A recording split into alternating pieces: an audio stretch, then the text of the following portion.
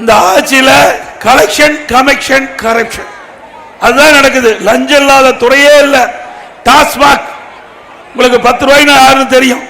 10 ரூபாய்னா யார் பேர் வருது ஞாபகம்? நல்லா சத்தமா சொல்லுங்க.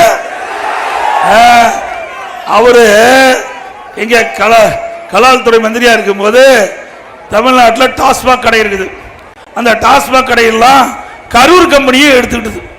எங்கெங்கெல்லாம் அதிகமா டாஸ்மாக்ல விற்பனை ஆகுதோ அந்த பகுதியெல்லாம் அங்க இருக்கிற அந்த பார் லைசன்ஸை எடுத்து கிட்டத்தட்ட ஒரு ஆண்டுக்கு 5400 கோடி இதை ஊழல் செஞ்சிருக்கிறாங்க. ஒரு பாட்டிலுக்கு 10 ரூபாய்னா ஒரு நாளைக்கு 1.5 கோடி பாட்டில் விற்குது. 1.5 கோடி பாட்டில் விற்றா 15 கோடி இந்த 10 ரூபா டாஸ்மாக்ல இருந்து வருது. அப்படின்னா மாசத்துக்கு 450, வருஷத்துக்கு 5400 கோடி இந்த டாஸ்மாக் சம்பாதிச்சு. அப்படின்னா இத்தனை கிட்டத்தட்ட 4 வருஷத்துல எவ்வளவு கோடி சம்பாதிச்சிருக்கான்னு பாருங்க. அதோட வேடிக்கை என்னன்னா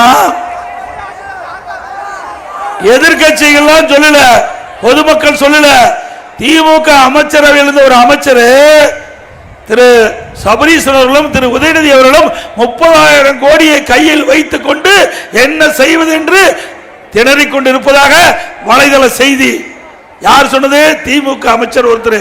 அப்படின்னா 30,000 கோடி ஊழல் செஞ்சான்னு ஒத்துக்கிறாங்களா? அப்படிப்பட்ட ஊழலாட்சி தேவையா?